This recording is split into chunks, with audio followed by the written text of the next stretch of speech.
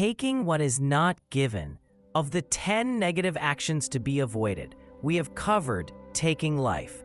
Today we will study taking what is not given. Taking what is not given is of 3 categories: taking by force, taking by stealth, and taking by trickery. Taking by force. This is also known as taking by overpowering. For instance, a powerful figure, such as a king, may not rely on lawful taxation, but instead seize others' property or possessions, such as mines, land, and other assets, through illegal force and coercion. Alternatively, such a powerful individual may openly plunder by deploying their army. People are becoming increasingly greedy. It is said that the Iraq War, initiated by the George W. Bush administration in 2003, was partly motivated by the desire to gain control over Iraq's oil resources. Similarly, in the 1840s, the British government sent military forces to invade China, coercing the Qing Empire into paying a significant indemnity and granting extraterritorial rights in economic, political, and military matters. This Opium War was also fueled by greed. These invasions can be seen as large-scale acts of taking by force. By comparison, when one person takes another person's possessions, it can be described as taking by force on a smaller scale. For instance, it is not uncommon for bigger or older classmates to take a school child's favorite pens and toys, leaving the child feeling unable to report the incident. Bigger children forcefully seizing the belongings of a younger child exemplifies taking by force. In fact, the precept concerning not taking what is not given is quite strict. For instance, if someone overtly or covertly takes 2 or 3 yuan, equivalent to 40 to 50 cents from another person, this already violates the precept. Therefore, it is relatively easy to commit such a transgression. Taking by stealth. This means secretly taking someone else's possessions, like a burglar, without being seen by the owner. In recent years, theft has become more frequent in large cities. Sometimes when a monk or nun goes shopping at a supermarket like Carrefour, a salesperson will constantly watch them. Perhaps the salesperson is concerned that the monastics might steal. On one occasion, I told a salesperson, "I will not steal so you do not have to follow me all the time." I was informed that the supermarket had experienced over 100 thefts in a single month, resulting in significant losses. Theft also occurs in schools. Various items, such as clothing and stationery, are sometimes stolen. Children who steal at school may not have been taught proper behavior by their teachers. Alternatively, they may have developed bad habits. If such a child does not correct their behavior at a young age, they are likely to become even worse as they grow up. For example, they may engage in corruption and speculation, ultimately leading to their own ruin and harming others. To a person without a conscience, stealing brings great pleasure, while a person with a conscience understands that stealing causes great pain to others.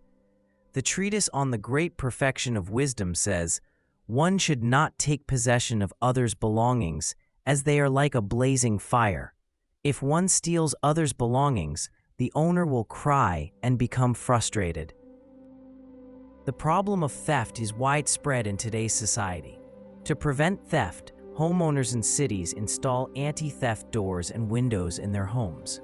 There are multiple layers of metal doors that one must pass through before reaching their room. People are essentially living in spaces that resemble prison cells, yet they still do not feel secure. This situation is a consequence of the deteriorating social atmosphere. People's morality, conscience, and kindness are diminishing, while negative emotions such as lust, anger, and ignorance, along with erroneous views, are becoming more pronounced. Consequently, despite the fact that skyscrapers are growing taller each year, and cars and luxury condos are becoming more comfortable and elegant. People's internal morality is declining, leading to a decrease in overall happiness. As a result, the happiness index in major cities is gradually decreasing. Stealing is a negative action that we should all understand from an early age. Monastics should not steal, otherwise they are not permitted to remain in the Sangha. Laypeople should not steal either. Something may have gone wrong with social norms, values, or education in some rural areas, where stealing is considered an act of heroism. When a parent sees their child stealing, they do not punish the child. Instead, the parent encourages the child, saying, "You are great. You deserve a reward. Can you steal this or that next time? You are getting smarter and more capable. You will be better when you grow up." What a hero! Such an upbringing is completely twisted. We as human beings must know what to do and what not to do. Taking by trickery. This refers to acquiring another person's goods, such as in a business transaction, through deceit, by misleading the other party, manipulating weights and measurements, or employing similar dishonest tactics. Subterfuge is quite common in the business context. However, today even hospitals, which are supposed to save lives and cure diseases, are involved in trickery and deception. According to media reports, manufacturers sell the antibiotic clindamycin to distributors for 4 yuan, while hospitals then sell the product to patients for more than 30 yuan. Additionally, the quality of commercial goods is deteriorating. When applying for production permits, food manufacturers maintain good quality control over their products. However, during the subsequent distribution process, manufacturers begin to reduce ingredients or skip steps to maximize their profits. As a result, the products contain fewer healthy ingredients and more harmful additives. Ultimately, it will be humanity that brings about its own destruction. In today's business world, if most individuals adhere to the principle of cause and effect and act in accordance with their conscience, they should gain some profit. However, the truth is quite the opposite. Motivated by greed, countless people engage in actions of taking by trickery without feeling ashamed. These individuals do not believe in the law of karma and lack a conscience. All they care about is making a profit. By behaving this way, they are inevitably accumulating significant negative karma. The Sutra of the Right Mindfulness of Dharma states, if one cheats to easily acquire others' possessions, one is very greedy and will often commit negative actions. When corrupt government officials are imprisoned, people are often surprised to learn of their crimes, exclaiming, "Ah, why are they so greedy? Has a dog eaten their conscience?" These officials are driven by insatiable greed, ultimately losing control over their actions. Somehow, they seem unable to behave decently. I have often thought that if people could adhere to the fundamental principles of Buddhism, the 3 refuges and the 5 precepts, society would be in great harmony and the country would be stable. Sadly, many are unaware of the supreme value of Buddhism. Not only ordinary individuals, but even national leaders sometimes struggle to abide by the 5 precepts. Consequently, it is quite challenging for many to make a meaningful contribution to society and to themselves. In fact, Buddhist precepts are not incompatible with worldly ethics. Leaving aside the precepts for monks and nuns, just consider the 5 precepts observed by lay practitioners. The benefits they bring to society are obvious upon reflection. For example, if the mayor or the municipal party secretary refrains from killing living beings, stealing, engaging in sexual misconduct, lying, and intoxication, they are less likely to make major mistakes during their tenure. However, many government officials fail to abstain from wrongdoing, and at some point, they cannot resist the temptation of money, ultimately leading to their own destruction. Many believe that as long as they do not personally steal, but instead make money through deception or trickery in business and similar means, they are not committing wrongdoing. However, any profit obtained through deceit is, in essence, no different from outright theft. In particular, many lamas and monks today see no issue with engaging in business. In fact, they dedicate their entire lives to it and even take pride in their skills. Yet, nothing weakens a lama or monk's mind more than involvement in commerce. Consumed by their transactions, they lose the motivation to study or engage in practices to purify their obscurations, and in any case, they have little time left for such pursuits. Often, people make online comments such as, "This renowned master is not a Buddhist master, but rather an entrepreneur." These comments may be baseless slander, but they can also highlight the master's shortcomings. Nevertheless, it is inappropriate for a monk to engage in business activities, as nothing can damage a monastic spiritual path more than this. The sutra that inspires noble intentions states, "Now that I have taken ordination in pursuit of benefits, I should not enter into competitions and generate negative thoughts." Without owning lands and running a business, what can possibly lead me into competitions and conflicts? Monastics should relinquish their involvement in mundane activities. Now that you have been ordained, your ultimate goal should be to benefit all sentient beings. If you still behave like laypeople, constantly seeking ways to accumulate wealth, that is truly inappropriate. Furthermore, monasteries where monastics reside should serve as places for listening, contemplating, and meditating, as well as for spreading the teachings of the Dharma and benefiting others. These places should not be utilized for the purpose of accumulating money. For those of you who have come to Tibet in pursuit of Dharma, please focus your attention on propagating the Dharma, which is of great importance to each of you. As you may already know, a superior practitioner can benefit countless beings once they have achieved a high level of realization. For instance, there was a Tibetan Lama who, as one of the 4 main Kadampa disciples, constructed 108 monasteries during his lifetime. Master Xu Yun of Chinese Buddhism, on the other hand, managed 15 Dharma centers, revitalized 6 lineage temples, and supported 5 schools of Chan Buddhism. A middling practitioner devotes themselves to diligent practice while overseeing their Dharma center. An inferior practitioner, however, experiences various afflictions daily.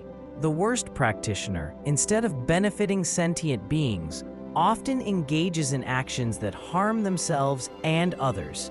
Even if we are not superior practitioners at this time, some of us may achieve a high level of realization in the future. It is certainly worth rejoicing in their achievements.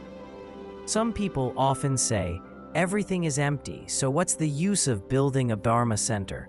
Such a comment is not right. Although ultimately, all phenomena are empty, we should not give up accumulating merit on the relative level. Master Shuyun said, "Though it is like flowers in the sky, many Buddhist ceremonies still need to take place. Though it may seem like the moon reflected in water, many temples still need to be constructed." Having more temples is always beneficial. In Tibet, for example, there is a small monastery in each valley. Even during the upheavals when Buddhism was almost destroyed, such monasteries played important roles for the people living nearby. Unlike in the past, today's regulations on religion are relatively relaxed. If causes and conditions permit, more temples or monasteries should be built, especially in the Han areas of China. If a city of 1 million people has only 1 temple, this facility will not be sufficient to meet the needs of the faithful. Many people have faith in Buddhism, and every month on the 1st and 15th days of the lunar calendar, there is a large crowd in the temples. With many unable to squeeze in, it would be meaningful to build more temples everywhere. Therefore, for those who come to Tibet in pursuit of Dharma, once you have learned, you should return to your hometowns.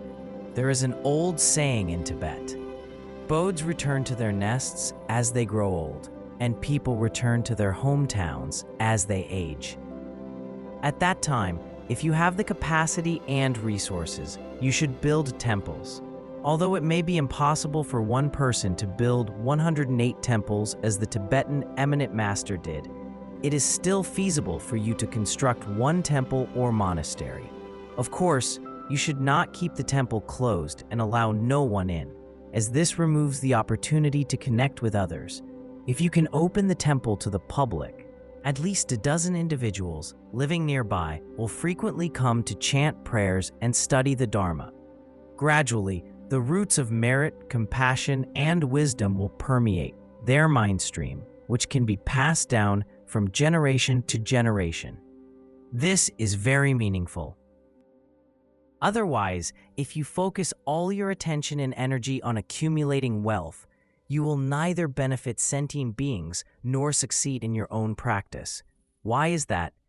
If you spend your entire day rushing around seeking business opportunities, you will not have any time or energy left for studying and practicing the Dharma. Eventually, you will become no different from a worldly person, and your conscience will fade away. There are some monastics who frequently go on business trips, today to Hong Kong, tomorrow to Beijing, and they boast to anyone they meet, saying, "Our corporation is planning to go public soon. Everything is already in place. Soon, I will work on expanding our network and meeting with the leaders of the Civil Affairs Bureau and the Ministry of Commerce. I believe the business is going to thrive." Whether it is the scale of the monastery or, I should not have said this, Om Vajrasattva Hum. Moreover, some monastics spend every waking moment from morning until bedtime absorbed in reviewing their financial records, contemplating questions such as, what is the production cost? How much does transportation cost? What is the profit margin?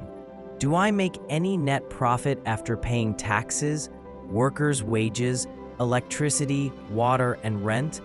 Oh, it might be a bit difficult. As a result, any sense of devotion, renunciation, or compassion is completely lost, leaving them engulfed in continuous delusion. Although they wish to make a profit, they may ultimately end up losing money and can hardly break even. Here is an inspiring story about Milarepa. One night, Milarepa arrived at a monastery and lay down to sleep outside the door of a monk's cell. Inside, the monk lay awake, preoccupied with plans to sell the carcass of a cow he intended to slaughter the next day. He meticulously calculated the value of each part. The head would fetch a certain amount, the shoulder blade another, the shoulder itself a different price, and so on, down to the knuckles and shins. Lost in his calculations, he remained awake the entire night, managing to determine the price of every part of the cow, except for the tail. I wonder how much a yak was worth at that time.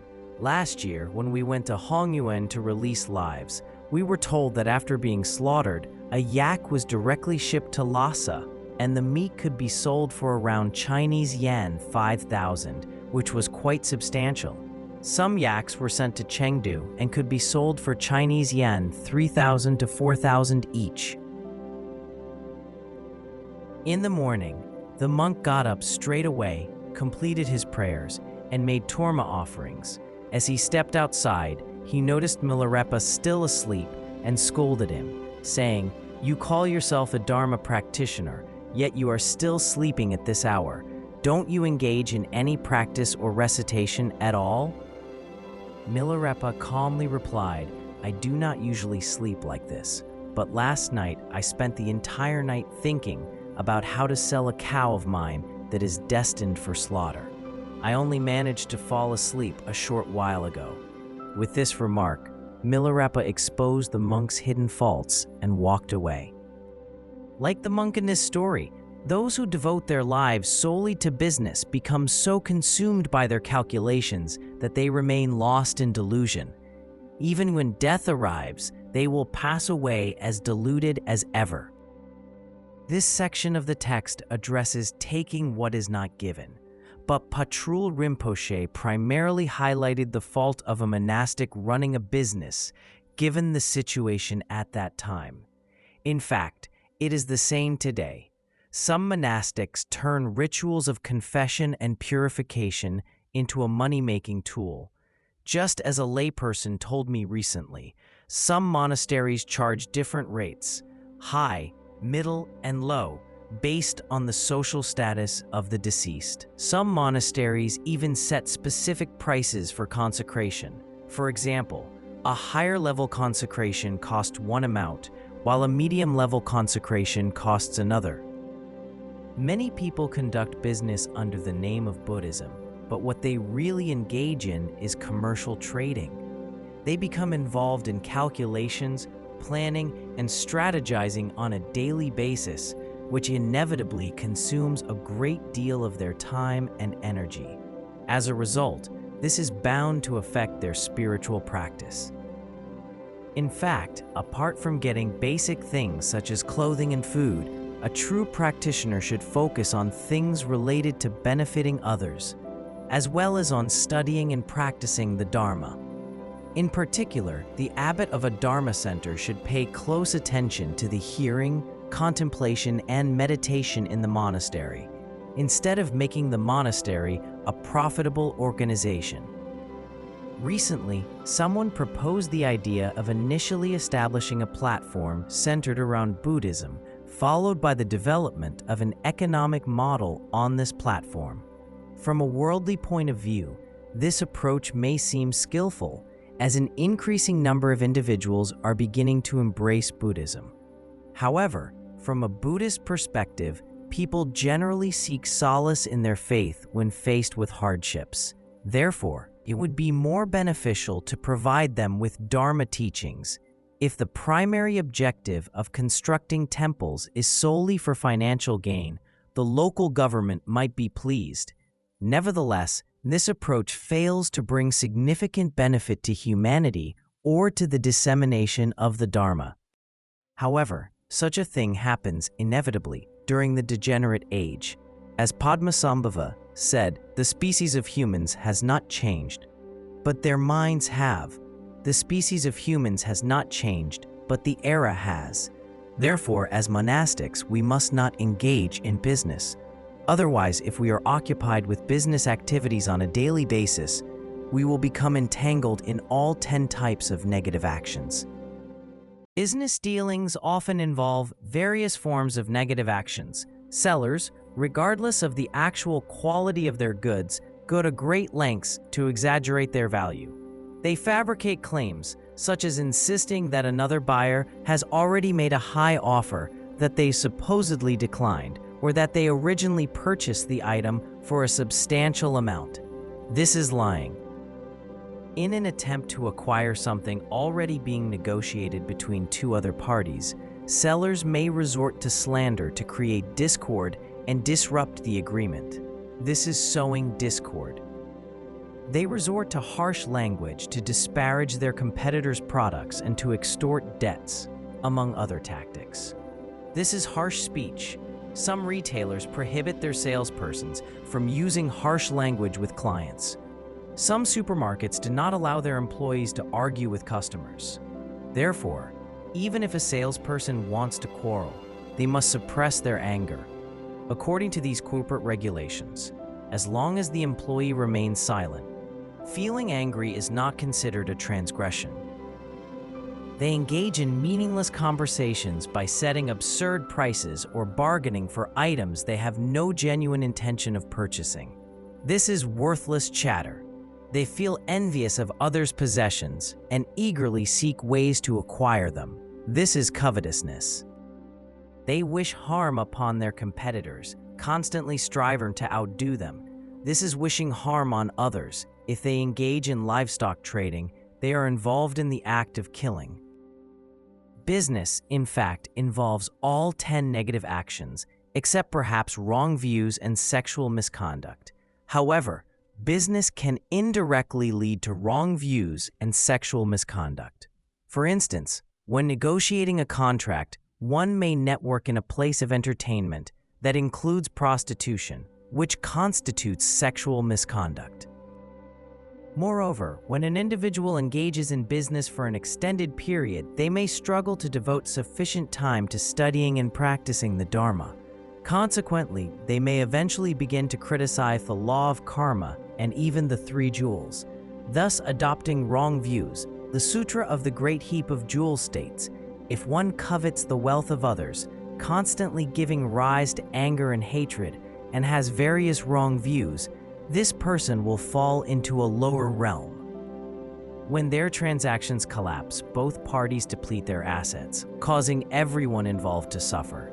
In extreme cases, merchants may even face starvation, harming not only themselves, but also their counterparts. Yet, even if they achieve some success, no amount of wealth ever feels sufficient. Even those whose fortunes rival Vaishravana still eagerly engage in their unethical dealings. Many people are like this today. Even if they have made tens of millions of dollars, they continue to invest more. They have done nothing beneficial for society, nor have they enjoyed a single day of happiness in their lives. They spend their entire lives being busy and aimlessly wandering around, and eventually, their lives come to an end. They rarely engage in virtuous deeds, and all they do each day is indulge in food and drink. In doing so, they harm and deceive many beings. As death approaches, they will beat their chests in despair, for their entire lives were consumed by these very obsessions, which now act as crushing burdens, dragging them into the lower realms. The Sutra of the Right Mindfulness of Dharma says, if a person's mind is often covered by evil and greed, he will always fall into the lower realms, such as hell and the realms of pretas. There is no more potent means of accumulating countless harmful deeds and completely corrupting yourself than through trade and commerce. You constantly devise schemes to deceive others, as if sifting through an assortment of knives, awls, and needles in search of the sharpest tool. By obsessively dwelling on malicious intentions, you abandon the noble aspiration of bodhicitta, the commitment to benefit others, and your destructive actions grow boundlessly. Since business involves many negative actions, one might ask, does this mean it's inappropriate for a monastic to engage in business for the purpose of propagating the Dharma and benefiting others, or for a layperson to run a business to make a living? The answer is, it depends.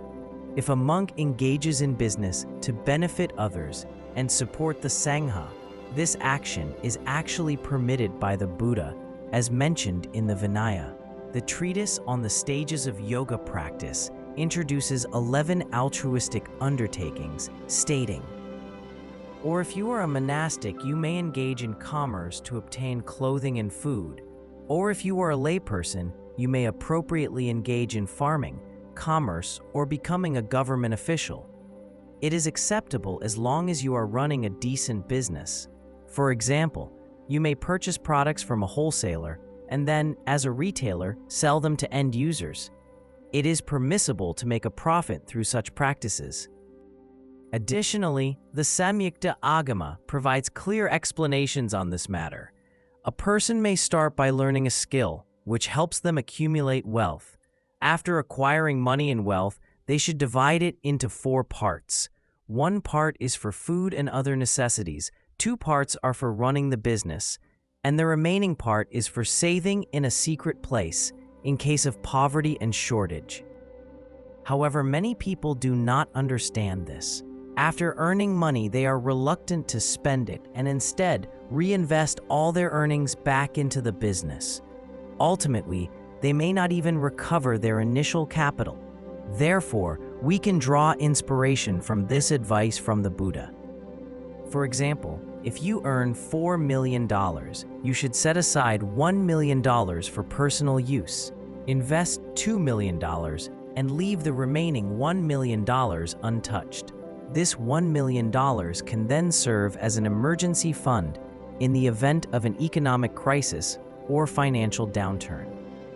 The Buddha suggests that when generating income, lay people should adhere to the principles of decency and wisdom. The Sutra of the Right Mindfulness of Dharma states, "If one can consider all living beings as one's parents, one can abstain from taking what is not given, and one's wisdom and merits will be boundless." Therefore, a practitioner should examine everything with wisdom, treat living beings with great compassion, and seek realization with faith. These are the 3 points I emphasize, and they are also the fundamental qualities of a practitioner. For the act of taking what is not given to be regarded as a complete negative action, it must also encompass the 4 elements previously outlined. This is also addressed in the Ascertaining the 3 Vows. However, even the slightest involvement, such as merely providing hunters or thieves with food for their endeavors, is sufficient to bring you an equal share of the consequences of their killing or stealing. Therefore, we should not assist wrongdoers, nor should we provide physical or financial support for their actions. Otherwise, it will bring negative karmic effects upon ourselves. We have just studied the faults of the negative action of taking what is not given. This teaching is very important.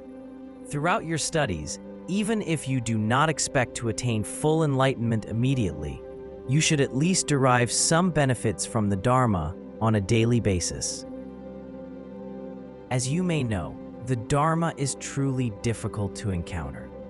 Now that you are fortunate enough to have found it, you must appreciate it as much as possible, rather than set it aside. However, human beings can be quite strange. When we obtain something too easily, we often fail to appreciate it. The harder it is to attain something, the more we treasure it. There was a Chan master named Nyoke, or bird nest, during the Tang dynasty. He lived in a tree, which earned him his name. One of his disciples had been following him and practicing asceticism for 6 years, but the Chan master had not imparted any teachings to him. One day, the disciple had enough and told the master, "I have been following you for 6 years, but you have never given me any teaching. I'm leaving today to find another master so that I can study the Dharma." The master asked, "What do you want?" "Dharma, of course," the disciple replied. Upon hearing the disciple's answer, Nyoke slowly pulled out a loose thread from his worn monastic robe and said, "Look, isn't this the Dharma?" Looking at the thread, the disciple attained sudden realization. Am I overwhelming you with teachings to the point where you cannot attain realization? Some Chan masters do not need to teach orally. They can help disciples reach realization with just a gesture. However, while this approach is suitable for practitioners with superior faculties, such skillful methods are not appropriate for everyone. In fact, even if you have not yet attained realization, you can still benefit from listening to a single Dharma class on the principle of cause and effect. Some people study the Dharma with remarkable diligence. Today, I received a phone call from a graduate student of Chinese philosophy at Lanzhou University. She told me that since last year's Vajrasattva Dharma Assembly, she has listened to all my teaching videos available on my Chinese website, completing this in less than a year. I asked her, "How many classes have you listened to in total?" She replied, "Around 1,300 classes." She mentioned that she slept only 3 to 4 hours at night, and sometimes just 2 hours. Aside from the time dedicated to schoolwork, she devoted the rest of her time to studying the Dharma. In comparison, some Dharma students might feel embarrassed. They listen to only 2 or 3 classes per week, yet complain that it is too much. The other day, a lay practitioner said to me, "Don't you know how hard we work?" I asked, "In what way?" She responded, "We have to listen to 1 Dharma class per week." The audience laughs.